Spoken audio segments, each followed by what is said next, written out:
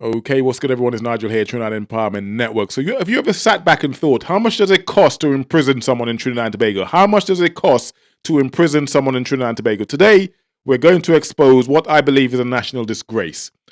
So, while citizens beg for jobs, while schools remain underfunded, and crime terrorizes our communities in Trinidad, over $5.2 billion has been spent on prisons in just 7 years. 5.2 billion.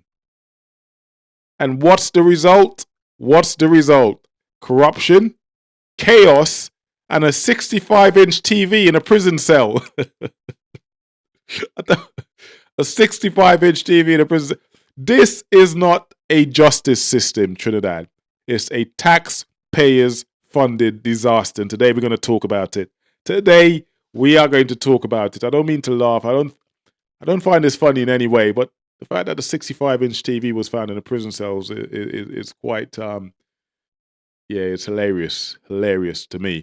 So National Security Minister Wayne Sturge, he recently confirmed that the 65-inch TV was indeed found inside a prison cell. So I want you to let that sink in, right? I mean, you don't get the 65-inch TV into a cell without a bit of corruption in there, right? So, so not a hidden iPhone or an Android phone. It's a massive flat screen TV. A massive flat screen TV. So, criminologist Dr. Randy Seepersad, he was right to call this astonishing. Because it is astonishing. Because if a prisoner can get a TV that size, let's face it, a prisoner could get a TV that size into a prison cell. They can get anything into a prison cell. Let's face it: drugs, weapons, phones.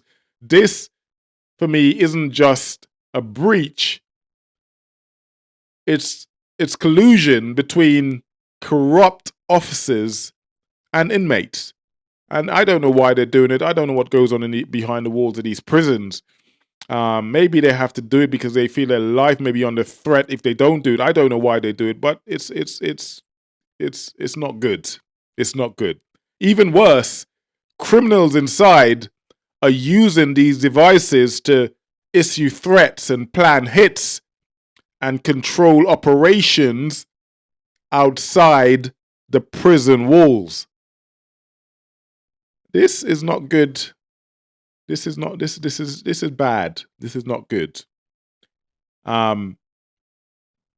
So today I want to talk about the cost. Amongst all the things I want to talk about today, one of the things I want to talk about and make clear to you, if you are unaware, of course, how much does it cost to imprison someone in Trinidad and Tobago? Let's talk numbers. Trinidad and Tobago spent over 5.2 billion TT dollars on prisons from 2016 to 2023. $5.2 billion. In 2019 alone, 750 million was allocated to prison. $750 million. With over 2,500 staff across 7 prison facilities, the average cost to house one prisoner in Trinidad, is over 100,000 TT dollars per year. That's roughly 8,000 to 10,000 TT dollars per month. That is more than many working class families earn. The numbers are astronomical. Now, I want to give you a comparison to the UK. Just so you know, I want to compare that to the UK. In the UK, it costs around £44,000 per year per prisoner. That's about 450,000 TT dollars per year. But in the UK, Granted, in the UK, they have a comprehensive rehabilitation system. They have mental health program and supports, and they have tight oversight. And I don't believe Trinidad has none of that. Let's be fair, the UK system is not great either. They have a lot of prison that's run for profit. And if you run a prison for profit, then no one cares about rehabilitation. No one is spending money on rehabilitation. If it's a privately owned prison, that money is going to the shareholders or is going to whoever. So there's about 14 to 15 private prisons in the UK. And they are privately owned and privately run.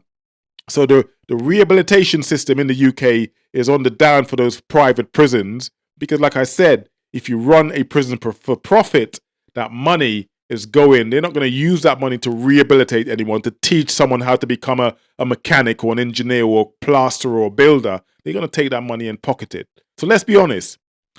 Is there any real rehabilitation in Trinidad's prison? Is there any real rehabilitation in Trinidad's prison? Or are we just locking people up, spending hundreds of millions of Trinidad dollars, taxpayers' dollars, and essentially producing smarter, angrier, and more dangerous criminals? Because I believe that's exactly what we're doing. There is no rehabilitation. There's not even any jobs for non-prisoners, for law-abiding citizens. So former inmates come out with criminal records. Obviously, there's no job prospects. And, of course, there's no social support. So what happens when they are released from prison? They simply reoffend because society is essentially given up on them, right?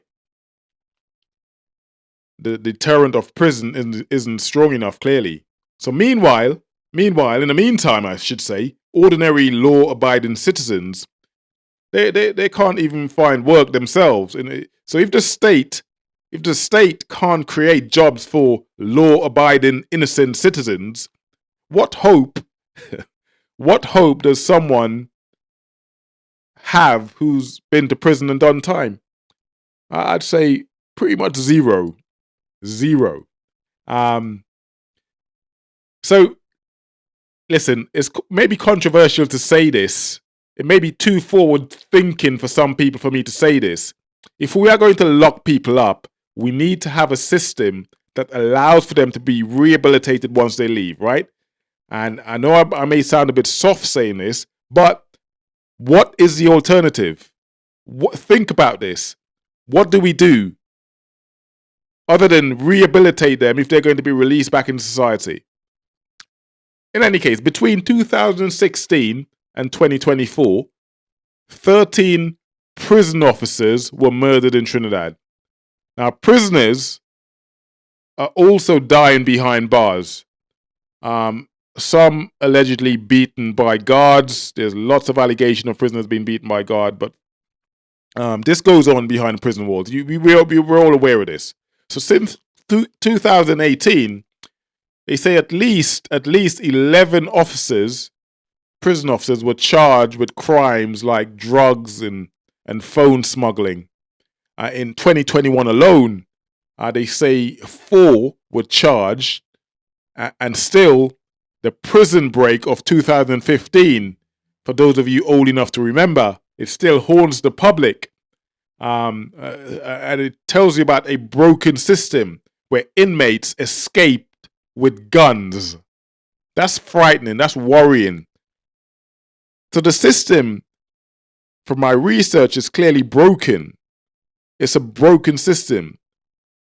So they say the U.S. human rights reports into Trinidad and Tobago prisons reported overcrowded prison, unsanitary prison, and they report with the report of abuse. And their reform recommendation from 2012 to 2013, they say was ignored. Now, they encountered things like they requested things like 1 prisoner per cell. That was never implemented. Clean bedding, that was never implemented. A new remand facility, that was never implemented. or never built, should I say. So this recommendation that came from the US when they did their investigation into the Trinidad prisons, none of that happened. I'm not sure where those billions of TT dollars are going, but none of that happens or did happen. And for those, by the way, that's screaming for death row, I know some of you will say, just kill them all, just kill everyone. Those of you who are screaming death row, do you realize it costs more to execute someone?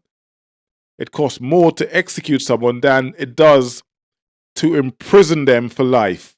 It costs more to execute someone than it does to imprison them for life. And I'll tell you why. In the US, studies show that death row, people on death row appeal being on death row, and it costs it costs the state millions because of the constant appeal process. In Trinidad, as we know, executions are still technically legal, but we haven't executed anyone in over 20 years.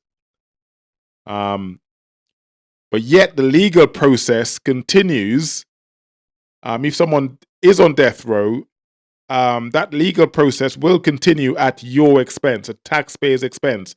And that's something you have to remember. You pay for these people in prison, and if they appeal whatever sentence they have, or if they're on death row, when they appeal it, that is done at taxpayers' expense. So those of you who work and pay into the system, it's your money that's being used to house them. And if they are appealing, being on death row, for example, then that money is used for that as well. So here's the truth. Here is the truth. Trinidad's prison system is a money pit. As I've explained to you, it's a money pit. You are funding, flat screen TVs, it appears, for murderers, while schools go underfunded and people are begging for jobs, right? And we're spending billions on this system with no rehabilitation. So we don't just need better prisons. We need fewer prisons in Trinidad, in my opinion. That means prevention. That means job creation. That means education. And that means rehabilitation, mental health services. We need all of those to prevent the escalation of the prison system, of sending more people to prison, because it's not really worth it, to be fair. So if we keep spending billions to warehouse people without fixing the root causes of the issues, this cycle will never end. And the bill, well, that's coming straight from your pockets. And that's it. So it's something for you to think about. If you haven't thought about this in this way before, if you are one to suggest that we lock them up and throw away the key, remember, it's done at your expense. The law-abiding citizens, the taxpayers of this country, it's done at your expense. And they're spending billions on it. And you are seeing no results. In fact, like I said to you, they end up going to prison. Someone ends up going to prison and may be released. I'm not saying everyone, of course, I'm not saying everyone. Some people go to prison and they never want to go back. When people are desperate, they do desperate things. So some people end up going to prison, learning the system even better, and being released a better prisoner, a better criminal than when they went in.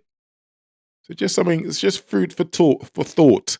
Something for you to think about the next time you say lock them up and throw away the key or execute everyone. In any case, I'd like to know what you think. Please like, please subscribe, please comment, and I'll see you guys on my next video. For now, much love, God bless, take care, peace.